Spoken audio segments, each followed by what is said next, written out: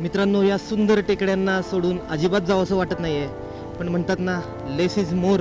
त्याच्यामुळे माझा हा इथला शॉर्ट ड्युरेशनचा जो स्टे होता तोच लॉंग स्टे असं समजून मला आता या माउंट आबूच्या सुंदर अशा हिल स्टेशनला रामराम करायची वेळ आलेली आहे. आणि आता माझा परतीचा प्रवास सुरू होतो आहे. पण इथला जो स्टे होता तो माझा अगदी छोटा जरी असला तरी खूपच मेमरेबल राहिला आहे. खूप छान वाटलं मला या ठिकाणी येऊन, कारण माउंट आबू इतकं सुंदर असेल असं मला कधीही वाटलं नव्हतं.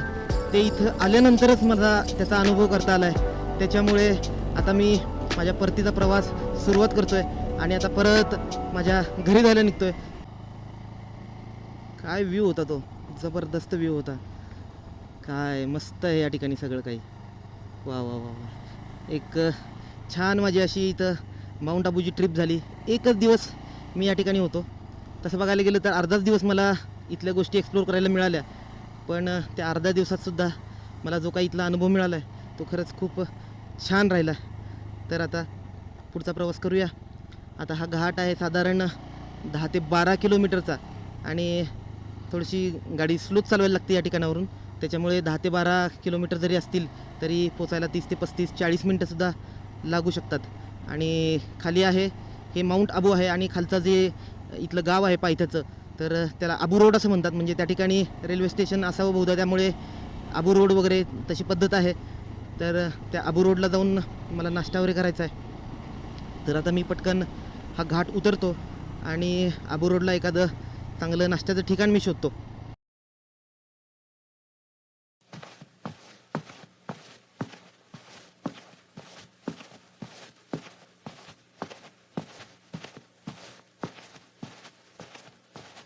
माउंट आबूच्या पायथ्याशी आबू रोड म्हणून एक गाव आहे. तर तिथं मी नाश्त्यासाठी थांबलोय आणि या ठिकाणी मी एक आलू पराठा मी ऑर्डर दिलेला आहे. बघूया आता आलू पराठा इथला कसा येतोय. म्हणजे या ठिकाणी नॉर्थमध्येच तसं बघायला गेलं तर मी आल्यासारखं आहे, त्यामुळे म्हटलं एखादा आलू पराठा खायला काहीच हरकत नाही.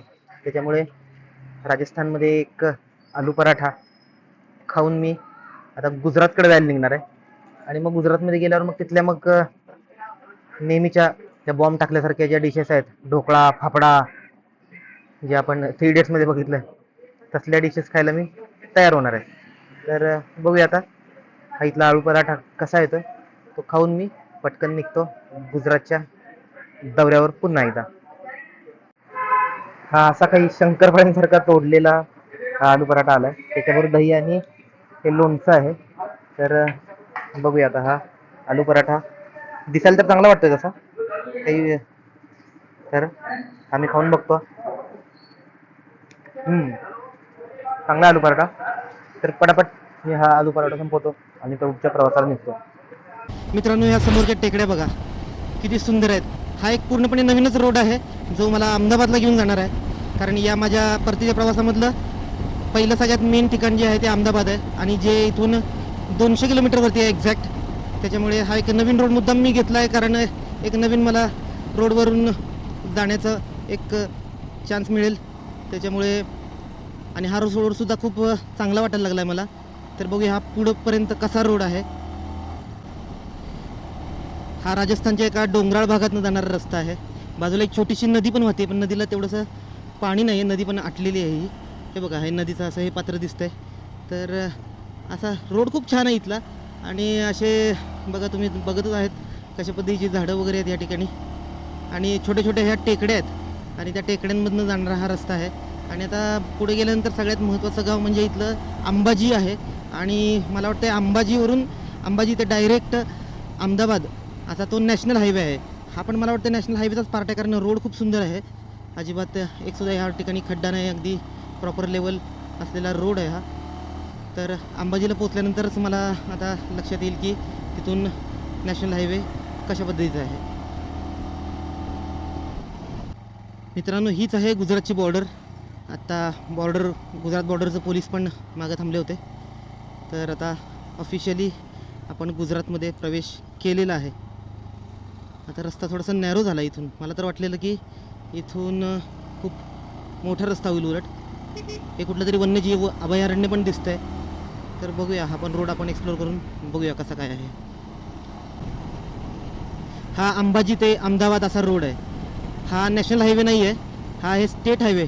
पण हा नॅशनल हायवेपेक्षा कमीसुद्धा नाही आहे. बघा तुम्ही रोड किती सुंदर आहे. गुजरातमधले रोड खरंच खूप छान आहेत. मला आत्तापर्यंत गुजरातमध्ये जे रोड मला मिळाले ते खरंच खूप चांगले होते. त्यापैकी हा सुद्धा एक रोड आहे, अंबाजी ते अहमदाबाद. मित्रांनो, ह्या अंबाजी ते अहमदाबाद या रोडवरून जाताना मला एक प्रश्न पडला आहे. आता गुजरातमध्ये मी गेले 2-3 दिवस झालं ट्रॅव्हल करतो आहे. मी काही गोष्टी इथल्या ऑब्झर्व केल्या. गुजरातमध्ये पेट्रोल जर आपण बघितलं तर ते आहे फक्त 94 रुपये. आणि आपल्या महाराष्ट्रात 103च्या पुढं आहे किंवा 104 आपण त्याला धरून चालूया. आता गुजरात सरकारचं जर उत्पन्न आपण बघितलं तर गुजरातमध्ये पेट्रोलवरती टॅक्ससुद्धा कमी घेत आहेत, त्याच्यामुळेच तिथं 94 रुपये किंमत आहे. त्यामुळे गुजरात सरकारला तिथं सुद्धा फटका बसतो आहे. त्याचबरोबर गुजरातमध्ये दारूबंदीसुद्धा आहे, त्यामुळे एक्साईज टॅक्ससुद्धा गुजरातला मिळत नाही आहे. त्यामुळे जो महाराष्ट्रामध्ये सर्वात जास्त उत्पन्न ज्या दारूमधून महाराष्ट्र सरकारला मिळत असतं, त्याच्याबरोबर पेट्रोलचं पण सर्वाधिक टॅक्स आहे महाराष्ट्रामध्येच आहे. तर एवढं सगळं असूनसुद्धा आपण गुजरातपेक्षा चांगलं इन्फ्रास्ट्रक्चर का नाही त्या महाराष्ट्रामध्ये उभारू शकत? हा खरंच मला एक पडलेला प्रश्न आहे. नक्की काय कारण आहे तर मी पण शोध घेतो. जर तुम्हाला त्याचं कारण सापडत असेल तर ते तुम्ही कमेंट करून नक्की मला कळवा. मित्रांनो, आता सकाळचे 11:05 झालेत आणि इथून एक्झॅक्टली गांधीनगर आहे जवळपास 97 किलोमीटर. तर आता ह्या सुंदर रोडवरनं गांधीनगरला जायला नक्की किती वेळ लागणार आहे ते मी तुम्हाला गांधीनगरला पोचल्यावर सांगेन. बाकी तुम्ही हा व्ह्यू तर इथला बघा. हा टेकड्यांचा एकदम भाग आलेला आहे. किती वेगळ्या पद्धतीच्या मोठ्या मोठ्या टेकड्या आहेत या ठिकाणी. इथं बाजूला एक छान तलावसुद्धा होता.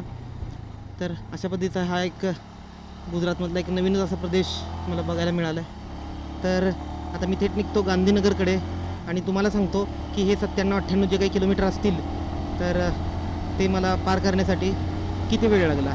थांबा, आता समोर एक बोर्ड आलेला आहे. त्या बोर्डवरती आपण डिस्टन्स बघून घेऊया की नक्की एक्झॅक्ट इथून गांधीनगर किंवा अहमदाबादचं किती डिस्टन्स आहे. इथं दिलेलं नाही, त्याच्यावरती त्यांनी नुसता दिशा दिलेली आहे, किलोमीटर दिलेलं नाहीत. हरकत नाही. तर मी आता गांधीनगरला पोचतो आणि तुम्हाला सांगतो की नक्की मला तिथं पोचायला किती वेळ लागला.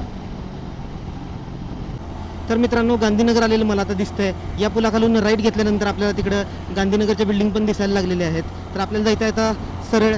आपण 100 किलोमीटर मागे असताना जेव्हा गांधीनगर 100 किलोमीटर लांब होतं तर तेव्हा 11:05 झाले होते आणि अजून आत्ता 12:25 झालेत. म्हणजे आपल्याला 100 किलोमीटर पार करण्यासाठी मला साधारण 1 तास 20 मिनटं वेळ लागला आहे. That's very impressive. खरं म्हणजे चांगलंच झालेलं आहे हे. एवढा अशा पद्धतीचं स्पीड इथं या रस्त्यांवरती मेंटेन होतो आहे ही खरंच चांगली गोष्ट आहे. फक्त 1 तास 20 मिनटामध्ये जर 100 किलोमीटर आपण पार करत असू तर रोड नक्कीच चांगला आहे असं म्हणावं लागेल. बाकी मित्रांनो, तुम्हाला माझे व्हिडिओ कसे वाटत आहेत हे मला कमेंट करून नक्की सांगा. व्हिडिओला जमल्यास शेअर करा आणि न चुकता चॅनलला सबस्क्राईब करा. ओहो, ट्रॅफिक जाम. बडोद्याच्या इथं ट्रॅफिक जाम आहे. बापरे, केवढ्या गाड्या आहेत एकत्र. ठीक आहे, पण आपल्याकडे 2 व्हीलर असल्यामुळे तशी काही चिंता नाही आहे. आपण 2 गाड्यांमधनं गॅप काढत काढत आपला मार्ग काढू. काहीतरी एखादी गाडी वगैरे ॲक्सिडेंट झाला असणार आहे, बघायला पाहिजे. पुढे गेल्यानंतर लक्षात येईल की काय झालं होतं. नाहीतर तसा हा हायवे मोकळा आहे तसा. इथंच अचानक या ब्रिजवरती एवढं मोठं ट्रॅफिक झालं होतं. तरी ते आता बऱ्यापैकी खुलं झालं आहे. बघूया काय होतं पुढं.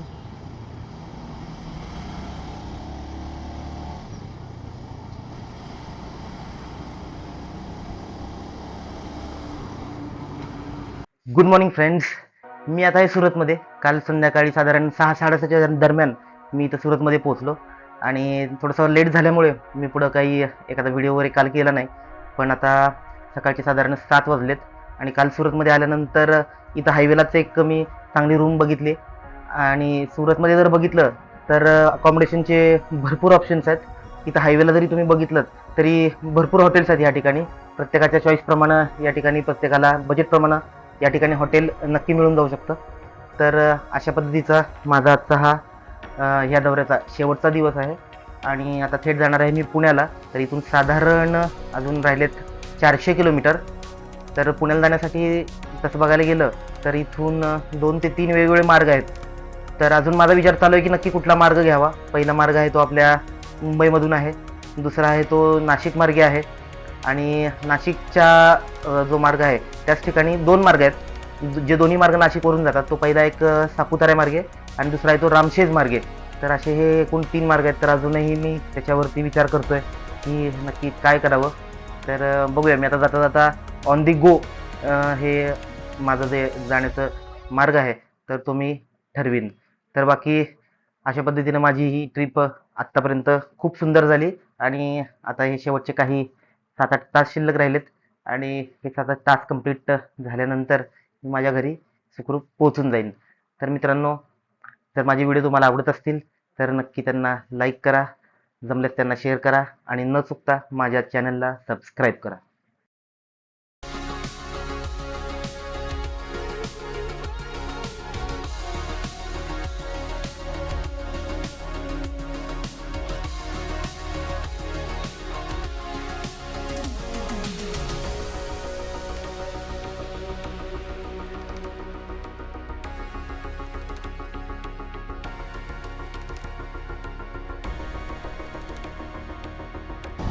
नव्या दिवसाची सुरुवात करूया रामनामात जय घोष करून. जय श्रीराम मित्रांनो. मी आत्ता जस्ट पास केलं आहे सुरत आणि बघा काय सुंदर हायवे आहे, मोकळा आहे. सकाळचे साधारण 7:30 वाजलेत आणि मी रूम घेतली होती नॅशनल हायवेवरती, त्यामुळे त्याचा फायदा मला एक वेगळाच झाला, कारण दुसऱ्या मिनिटाला मी हायवेवरती तयार होतो. त्याच्यामुळे जर तुम्ही असं तुमचा लांबचा कुठला प्रवास असेल तर हायवेवरची रूम तुम्ही प्रेफर करा, जेणेकरून तुम्हाला अजून लांब जायचं असेल तर तुम्ही पटकन हायवेवरती येऊ शकता आणि तुमचा पुढचा प्रवास कंटिन्यू राहील. बाकी माझं सगळं आत्तापर्यंतची ट्रिप एकदम सुंदर झालेली आहे आणि इथून पुढचे काही 7-8 तास माझे फक्त शेवटचे शिल्लक राहिलेत आणि मी माझ्या घरी पोहोचून जाईन. बाकी सकाळच्या ह्या वेळेमध्ये ट्रॅव्हल करण्याची काही मजा औरच आहे. सकाळचं हे जे ऊन आहे ते अंगावर घेता घेता, सकाळची गार वारा अंगावर घेता घेता ट्रॅव्हल करण्याची मजा मी तुम्हाला खरंच म्हणजे सांगू शकणार नाही. त्याच्यामुळे पण रायडरचं आयुष्य हेच आहे, तो ऊन वारा पाऊस याची कुठलीही फिकीर न करता तो स्वतःचं ध्येय गाठण्यासाठी चालतच राहतो. त्याच्यामुळे तसं काही माझंसुद्धा आहे. त्याच्यामुळे खूप अभिमान वाटतो. आपण एक अवघड असं काम आपण करतोय. दिवसाचे 500-500 किलोमीटर गाडी चालवणं मित्रांनो सोपी गोष्ट नाही आहे. त्याच्याबरोबर साईट सीन करणं, व्लॉगिंग करणं ही सगळ्यात अवघड गोष्ट आहे असं मला वाटतंय आणि एका माझ्यासारख्या प्रोफेशनल्ससाठी खरं म्हणजे ही खूप अवघड आहे. मित्रांनो, इथं गुजरात राज्यामध्ये एक शेवटचं पेट्रोल टाकून घेतो, म्हणजे मला परत घरीपर्यंत पोहोचेपर्यंत कुठलंही पेट्रोल टाकायची गरज लागणार नाही. मी आता हे भिलाड हे गुजरातमधलंच एक गाव आहे, तिथल्या आसपास आहे. तिथल्या एका पेट्रोल पंपावर आता मी पेट्रोल टाकून घेतो. और वो लॉक कर दो, लॉक. ये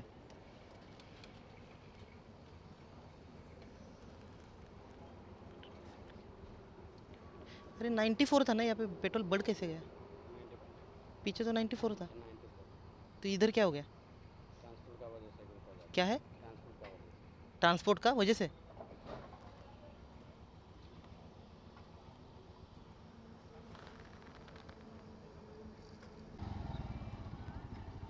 तर मित्रांनो, हे आहे महाराष्ट्र गुजरातच्या बॉर्डरवरचं चेकपोस्ट आणि मी आता ऑफिशियली एंटर केलेलं आहे आपल्या जन्मभूमी कर्मभूमी महाराष्ट्रामध्ये. खूप छान वाटतं पुन्हा एकदा महाराष्ट्रामध्ये येऊन आपल्या प्रांतात आल्याचा आनंद काही वेगळाच असतो आहे. तर अशा पद्धतीने महाराष्ट्रात माझा प्रवेश झालेला आहे आणि इथून फक्त आता मुंबई राहिलेला आहे माझ्या मते साधारण 130-140 किलोमीटर. तर मुंबई मार्गेच मी आता हा प्रवास यावेळी करायचं ठरवलं होतं. त्याच्यामुळे आता मी मुंबईच्या अगदी वेशीपाशी येऊन थांबलेलो आहे. तर आता इथून मी मुंबई क्रॉस करून पुण्याच्या दिशेने माझं मार्गक्रमण करतो. मित्रांनो, सिमेंटच्या रोडची महाराष्ट्रातली क्वालिटी बघा. समोरची ती गाडी आहे ती कशा पद्धतीने चालली. माझा पण प्रवास वर खाली नुसता हेलकावेखात सेम त्या गाडीसारखाच चाललेला आहे. ती गाडी बघा तुम्ही, गाडी अगदी स्ट्रेट एका लेवलला चाललेली नाही आहे, ती वर खाली वर खाली वर खाली होत चाललेली आहे. तर अशा पद्धतीचे हे सिमेंटवरती सिमेंट कॉन्क्रीटच्या रोडवरती अशा पद्धतीची ही बंपी राईड असते. त्याच्यामुळे माझं तर असं सरळ म्हणणं आहे की हे सिमेंटचा रोडचा जो नाद आहे, जो गव्हर्नमेंटनं आपण नवीन काहीतरी खुळ डोक्यात घालून घेतलेला आहे, तो आता बंद करायला हवा. कारण आता ऑलरेडी ते बंदच झालेलं आहे. तर इथून पुढं पण परत एकदा सगळे जे रस्ते आहेत ते आपल्याला डांबराचेच करायचे आहेत. मधल्या काळामध्ये अशी पॉलिसी घेण्यात आली होती की अशा पद्धतीचा हा सिमेंटचा रस्ता करण्यात यावा. ह्याच्यासाठी वेळ पण जास्त जातो आणि काम पण तसं बघायला गेलं तर तितकं चांगलं होत नाही आहे. त्यामुळे तुम्ही आता मी बराच वेळ झाला या गाडीच्या मागे आहे, फक्त खास तुम्हाला दाखवण्यासाठी.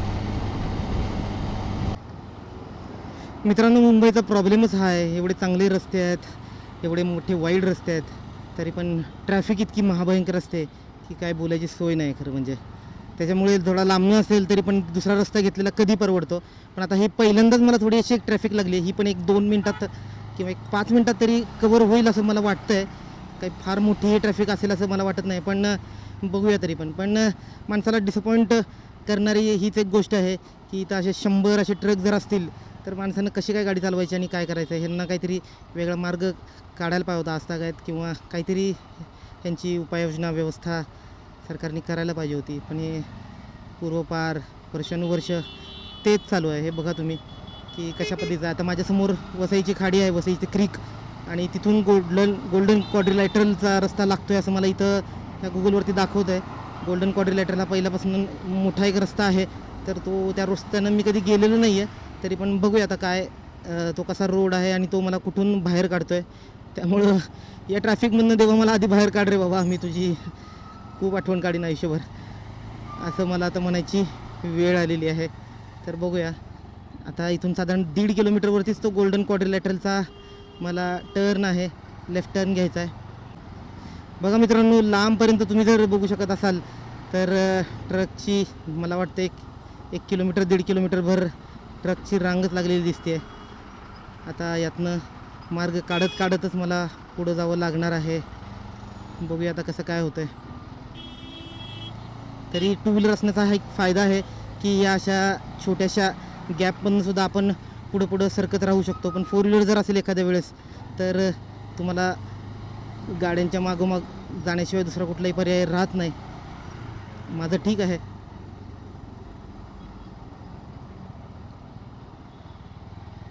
बघा तुम्ही,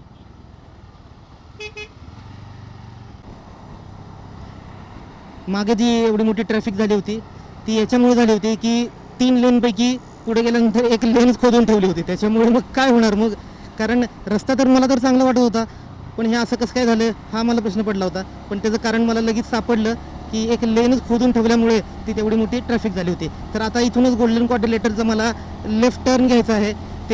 तो टर्न घेतल्यानंतर मला वाटतं माझ्या मते एक चांगला रस्ता, एक मोकळा रस्ता मला मिळून जाईल. आणि आता मित्रांनो, ही आलेली आहे आता वसईची खाडी, आणि ह्याच्यानंतर बहुतेक मला वाटतं की तो घोडबंदरचा रोडसुद्धा लागतो आहे की जो ट्रॅफिकसाठी भारतामध्ये खूप प्रसिद्ध असा घोडबंदरचा रोड आहे. तर त्या ठिकाणी पण मला कशा पद्धतीची ट्रॅफिक लागते ह्याचा पण अपडेट मी तुम्हाला देतो. तोपर्यंत तुम्ही बघत राहा माझं चॅनल, ज्याचं नाव आहे मंगेश आउटिंग्स. मित्रांनो, हा आहे आता घोडबंदर रोड. याच रोडविषयी मी तुम्हाला सांगत होतो की हा रोड पूर्ण भारतामध्ये ट्रॅफिकसाठी, आपल्या वर्स्ट ट्रॅफिकसाठी खूप प्रसिद्ध असा हा आहे, असा घोडबंदर रोड. आणि घोडबंदर रोडवर आल्या हे आपण बघू शकता की काय चित्र आहे. तर हे अशा पद्धतीचं चित्र इथं नेहमी असतं. वर्षानुवर्ष चित्र अशाच पद्धतीचं राहिलेलं आहे. त्यात कोणताही बदल अजूनपर्यंत झालेला नाही आहे. गेले 5 वर्ष 10 वर्ष झालं मी हे एकच ऐकतो आहे की घोडबंदरचं ट्रॅफिक अतिशय जगात वाईट आहे. आणि त्याची प्रचिती मला आत्ता पुन्हा एकदा यायला लागली आहे. एवढ्याच एका कारणासाठी मी इकडून येणं टाळलं होतं, कारण मला माहिती होतं हे अशा पद्धतीचं सगळं इथं गडबड आहे. त्याच्यामुळेच मी लांबून रोड घेऊन गेलो होतो. पण ठीक आहे, आता इकडनं आल्यामुळं पुन्हा एकदा मला तोच सेम अनुभव येतो आहे, आणि तोसुद्धा अनुभव मी तुमच्याबरोबर शेअर करू शकतो आहे. तर तुम्हीसुद्धा जर अशा पद्धतीचं ट्रॅफिकमधनं तुम्ही स्वतःची सुटका करून घ्यायची तुम्हाला इच्छा असेल तर तुम्ही थोडासा लांबनं जाणारा जो माळशेज घाटातला रस्ता आहे किंवा नाशिकवरून जाणारा तो रोड तुम्ही प्रेफर करा. तुम्ही डायरेक्ट नॅशनल हायवेवरती पोहोचू शकता मग, आणि तुम्ही ही पूर्णपणे ट्रॅफिक स्किप करू शकता. हा थोडा नियरेस्ट रस्ता आहे, तरीसुद्धा थोडा लांबनं 20-25 किलोमीटर 30 किलोमीटर लांबचा रस्ता तुम्ही घ्या. थोडासा जास्त अजून एक अर्धा तास तुम्हाला वेळ लागेल, पण तुम्हाला हे अशा ट्रॅफिकचा तरी सामना करावा लागणार नाही आहे. हे मध्येच केलेलं खोदकाम, हे अस्ताव्यस्त असे पडलेले बॅरिकेड्स, हे कसे कुठनंही जाणारे लोक, कुठूनही येणाऱ्या गाड्या, ह्या सगळ्या जबाबदार आहेत मित्रांनो ह्या अशा ट्रॅफिकसाठी. हा ट्रॅफिक मिसमॅनेजमेंटचा एक प्रकार आहे, बाकी काही नाही आहे. रस्ता तरी त्यातल्या त्यात ठीक आहे, ह्यामध्ये पण समजा मार्ग काढायचा म्हणला तर काढू शकतो. हे वर्षानुवर्ष न झालेली कामं, हे कधी कामं करणार आहेत त्यांचं त्यांना माहिती. सरकार बदलतात, येतात जातात, तरीसुद्धा परिस्थिती जैसे थे असते. असं कधी जाहीर झालेलं मी आजपर्यंत ऐकलेलं नाही आहे की आज मुंबईतली सगळी कामं संपलेली आहेत. असं कधी झालेलं नाही. वर्षानुवर्ष त्याच गोष्टीसाठी इथं निवडणुका लढवल्या जातात. पुढच्या 5 वर्षांनी पुन्हा तोच प्रश्न मांडला जातो की पुन्हा त्याच गोष्टी करूया म्हणून. पण शेवटी तसं कुठलीही गोष्ट होत नाही आहे. काय म्हणजे हे काय म्हणावं, हे खरंच अनॲक्सेप्टेबल गोष्ट आहे ही. खरं म्हणजे हे जी गव्हर्नमेंटचं आहे अशा पद्धतीचा जो ॲटिट्यूड आहे खरंच खूप दुर्दैवी आहे. मी 11:30 वाजता विरारला होतो आणि आत्ता वाजतायत 1 आणि आता जस्ट मी मुंबईच्या बाहेर पडतो आहे. म्हणजे जवळपास 1.5 तास मला या मुंबईच्या ट्रॅफिकची झुंज द्यावी लागलेली आहे. तर आता मी पुण्याच्या दिशेने आता मी चाललेलो आहे. तर आता बघूया, इथून अजून किलोमीटर राहिलेत फक्त 116 आणि गुगलप्रमाणे टायमिंग दाखवते 2 तास 51 मिनटं. 116 किलोमीटर जायला 3 तास. ठीक आहे, बघतो मी कसं काय होतं. मित्रांनो, हा फ्लायओव्हर म्हणजे आपला पुणे मुंबई एक्सप्रेसवे आणि माझ्या टू व्हीलरला किंवा कोणत्याही टू व्हीलरला एक्सप्रेसवेवर एंट्री नसल्यामुळे मला हा दुसरा रस्ता घ्यावा लागतो आहे. हा जुन्या पुणे मुंबई हायवेनं आता मी पुण्याला पोचणार आहे. तर मित्रांनो, तब्बल 2200 किलोमीटरचा प्रवास करून मी पोचलो आहे माझ्या स्वगृही म्हणजेच पुण्यात आणि मी खूप आनंदित झालेलो आहे इथे. मला इथेपर्यंत सुखरूप पोचवल्याबद्दल त्या परमात्माचे, त्या विधात्याचे खूप खूप आभार. तुम्हीसुद्धा इथंपर्यंत व्हिडिओ माझा बघितला असेल तर तुम्हाला सुद्धा बिग थँक्यू. आणि last but not the list, माझी ही बजाज ॲव्हेंजर बाईक ज्याच्यामुळे सगळं काही हे शक्य झालं, त्यालासुद्धा एक बिग ग्रँड सल्यूट.